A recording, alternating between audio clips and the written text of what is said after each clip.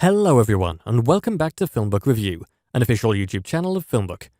Featured in Google News, IMDb's news desk, and a member of the Critics' Choice Association, FilmBook is an entertainment industry news website that reports on the film and television show industries in the United States and across the world.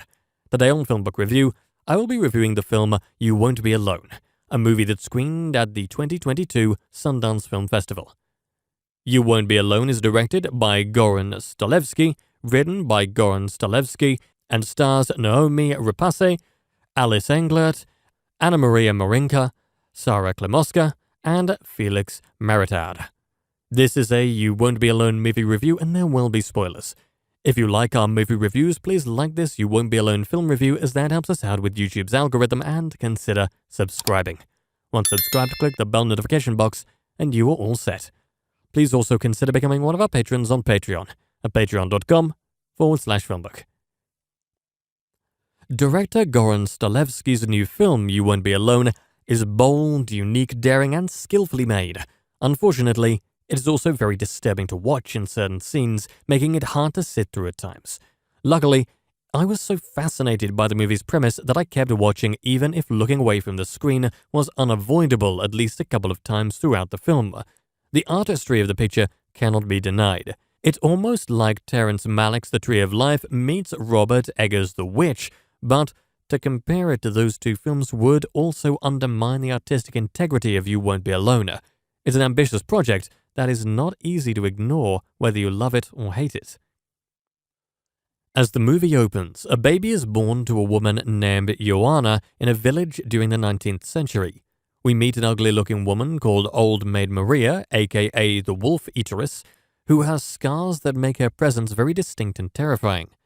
She's almost like a female Freddy Krueger from the A Nightmare on Elm Street movies. Old Maid Maria, played quite effectively by Anna Maria Marinka, wants possession of Joanna's female baby. Though the mother manages to strike a raw deal with Maria to keep the baby until she grows up to be 16 years old, the child is forced to live in a cave where the mother hides her. Old Maid Maria takes possession of the wild child as a teenager and makes her mute and an immortal witch. It is apparent that the child, whose name is Navina, can now become another entity, but if she chooses to take over another host, the person or animal she takes over will die. Naomi Rapace plays an everyday mom/farmer's wife named Basilka, whose body Navina takes over after killing her. She acts tremendously odd in her new form, which leaves the villagers assuming the behavior is because Basilka's husband is abusing her, which he is. Rapace expertly conveys the idea that another woman is inhabiting her body, and Rapace's performance is certainly among her most interesting performances to date. Rapace brings the requisite awkwardness to the character that makes us believe she is Navina, who, after all, grew up in a cave. Carlotto Cotta serves as the handsome guy named Boris, who Navina experiences sexuality through in ways that are quite unique and intriguing to watch.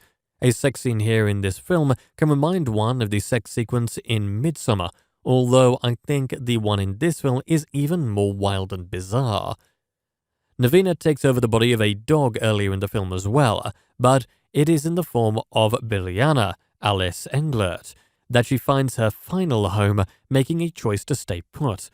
Navina is a fascinating character to behold as we see her abilities to live life through the different hosts she inhabits. Old Maid Maria's background is also an important piece to the puzzle this movie presents to the viewer.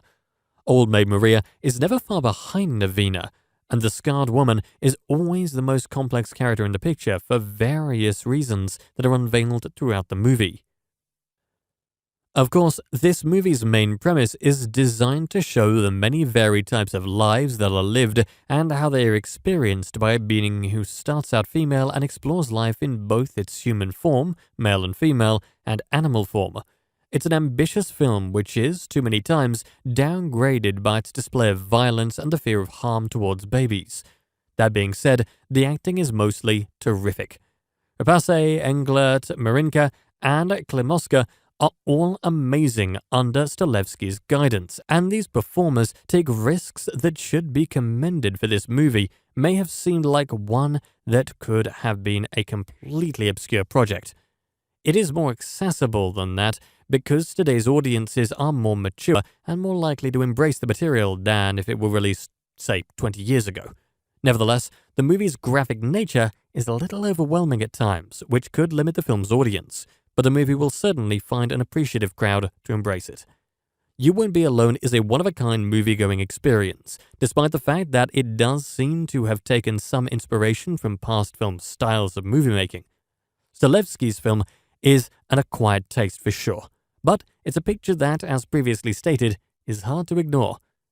And that brings us to the conclusion of this You Won't Be Alone movie review. I would love to hear your thoughts on it below in the comments section.